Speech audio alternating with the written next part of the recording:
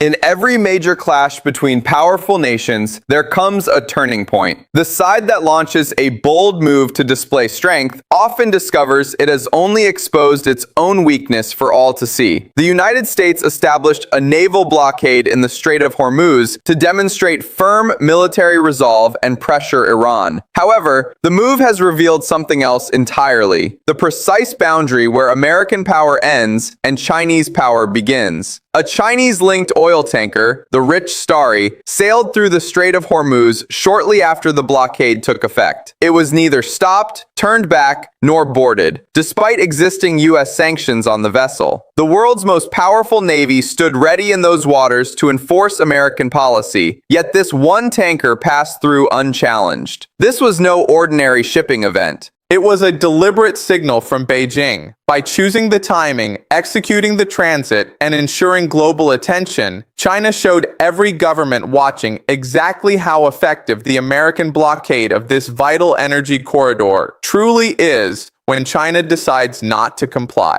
Simultaneously, Chinese President Xi Jinping conducted several high-level diplomatic meetings. Together, these form Beijing's strongest diplomatic campaign since the crisis began. The talks involved the United Arab Emirates, Spain, and Russia, spanning the Gulf, Europe, and the Eurasian continent. These gatherings go beyond mere criticism of U.S. policy. They are actively constructing something lasting, a new framework designed to outlive the current crisis and shape the future global order. Welcome to this special analysis. Tonight, we examine China's actions in the Hormuz crisis differently from most mainstream coverage. We view Beijing's moves not as passive reactions, but as a strategic effort to build a new international system in real time. We will explain what the rich Starry's passage reveals about the actual enforceability of the American blockade. We will analyze the purpose behind Xi's 3 diplomatic meetings and the broader structure they are forming. Finally, we will address the key question every serious strategist must face. Has the United States handed China one of the greatest strategic opportunities of this century? If this analysis proves useful, please subscribe and enable notifications for future updates. Here is the clear structure for tonight's discussion.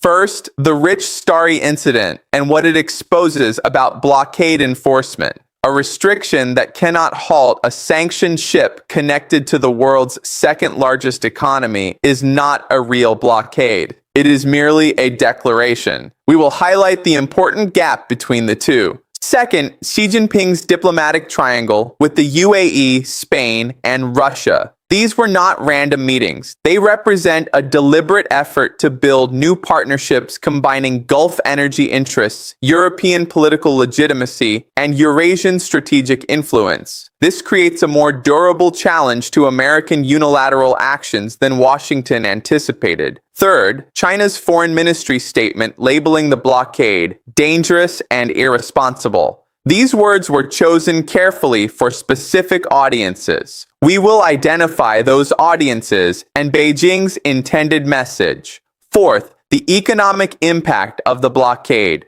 The Strait of Hormuz is fundamentally an economic reality that military force cannot easily override. We will examine which economies suffer most and how this damage undermines U.S. political support.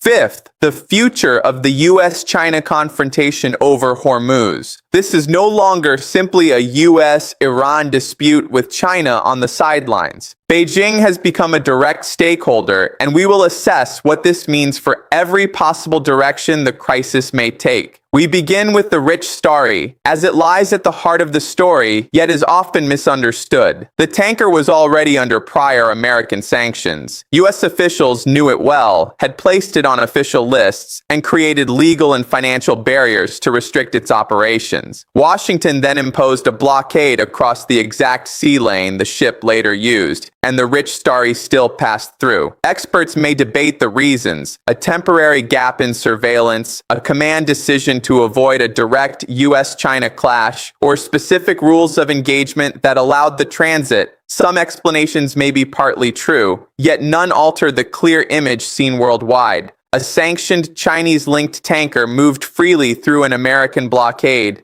Leaders in capitals across the globe now understand that the blockade has limits, and those limits appear when China is involved. Beijing demonstrated this openly, intentionally, and without consequence. In great power competition, perception often outweighs technical details. China did not need to defeat the US Navy. It only required one successful transit and one global news cycle. It achieved both. While the tanker delivered its message, Xi Jinping pursued an impressive diplomatic agenda. Each meeting stands alone in importance, but together they create something significant. The UAE meeting saw Crown Prince Khalid bin Mohammed bin Zayed Al Nahyan host Xi Jinping while the blockade disrupted energy exports critical to the Gulf. China's message to Abu Dhabi was straightforward. We recognize your vulnerability, we oppose the policy creating it, and we offer ourselves as a partner to protect your long-term economic interests. The UAE remains a close U.S. partner, hosting American bases and maintaining deep financial ties with Washington. Yet its prosperity depends on open access through the Strait of Hormuz. When America blocks the route and China publicly opposes the blockage, even loyal partners begin quietly reassessing their future alignments. Such marginal shifts in Gulf politics can significantly affect America's regional position. Spain's visit was equally notable. Prime Minister Pedro Sanchez traveled to Beijing, stressing respect for international law and encouraging China to play a larger role in a multipolar world. A NATO and EU founding member was effectively telling Beijing that Europe sees China as a legitimate counterweight to American unilateralism. This was not a break from NATO, but a public European endorsement of the view that the US blockade violates international norms and that a more balanced global order with greater Chinese influence may better serve European interests. Spain's words reflect wider discussions across Europe about America's selective adherence to the rules it once championed. China is positioning itself as the defender of those same principles. The meeting with Russian Foreign Minister Sergei Lavrov highlighted deepening coordination between Moscow and Beijing. Though not formal allies, the two nations are closely aligned in managing this crisis as an opportunity to expose the limits of U.S. power and accelerate the shift toward multipolarity. Together, these three engagements cover Gulf energy security, European legitimacy, and Eurasian strategic weight. They form the pillars of an informal coalition built not on treaties, but on a shared interest in resisting and reversing unilateral American actions in critical global areas. China's foreign ministry called the blockade both dangerous and irresponsible. Dangerous warns of threats to international peace and directly references the UN framework the US claims to uphold. China is positioning American policy as a violation of the very order Washington helped establish, while claiming to defend it more faithfully. Irresponsible targets the global South and non-aligned nations long lectured by Washington on rules and norms. Delivered from Beijing and backed by China's economic relationships, this message carries real weight. The primary audience is not Washington, but governments still choosing sides in the contest. China is offering them a clear alternative. One path leads to instability and economic harm, the other to respect for law and protected access to energy. The economic consequences of the blockade deserve closer attention. The U.S. itself is largely insulated from Gulf oil disruptions due to its domestic energy revolution. When Washington imposes the blockade, its own economy feels little immediate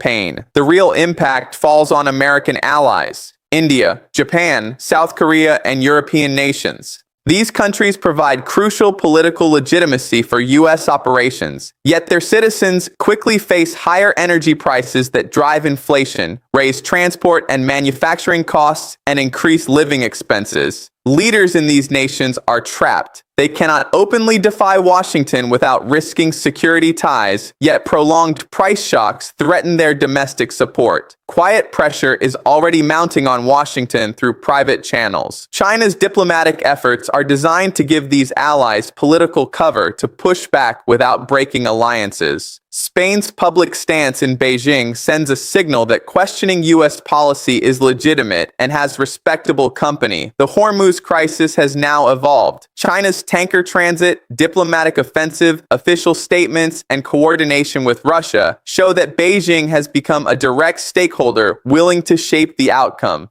even at the cost of American anger. This changes the strategic equation. American planners accounted for Iranian resistance, Gulf complaints, and allied discomfort, but may have underestimated the cost of active Chinese challenge through diplomacy, economic defiance, and public messaging. Three realistic trajectories emerge. First, the blockade holds, but at rising cost. U.S. forces maintain control, but Chinese attempts to pass create growing enforcement dilemmas. Diplomatic damage to American alliances increases as European leaders face domestic pressure and Gulf states express private unease. While Iran feels economic pain, America's broader strategic position weakens. China gains credit as a defender of international order, pushing the post-crisis world toward greater multipolarity. Second, the situation escalates into a direct U.S.-China naval incident. A determined Chinese vessel could force Washington to choose between enforcing the blockade, risking open conflict with China, or stepping back and publicly admitting limits. Neither option is attractive. Such a clash would be extremely dangerous, bringing the world's two largest nuclear powers into direct confrontation over a vital choke point. Third, economic pressure forces a quiet policy adjustment. Rising costs for allies, combined with Chinese diplomatic backing, could lead to softer enforcement, allowing partial energy flows while Washington maintains its public claims. China would call this a victory for multilateral resistance. The U.S. would insist the policy succeeded as intended. Either way, the world would recognize that China successfully constrained American unilateral action. China achieved this without firing a shot or sending warships into direct confrontation. It simply sent one tanker, held 3 key meetings, and issued a measured statement calling U.S. actions irresponsible. In doing so, Beijing may have inflicted more lasting damage on America's position in the Middle East and the global order than Iran has with its full arsenal of missiles. China has clearly shown that American control over shared international spaces has limits, limits defined more by economic interdependence and political legitimacy than by naval power alone. A blockade that cannot apply to the world's second largest economy is less enforcement and more performance. The United States entered the Strait of Hormuz seeking to project strength. Instead, it revealed the exact location of its constraints. In 21st century strategic competition, knowing an adversary's true limits is often more valuable than superior military hardware. China now understands those limits, and more importantly, the rest of the world knows that China understands them. This has been the latest analysis. If this helped clarify the bigger picture, please subscribe, share it widely, and turn on notifications. The developments in the Strait of Hormuz mark one of the most significant great power tests since the height of the Cold War, yet much coverage still treats it as a minor shipping issue. The next 72 hours may prove critical. Stay informed and stay close.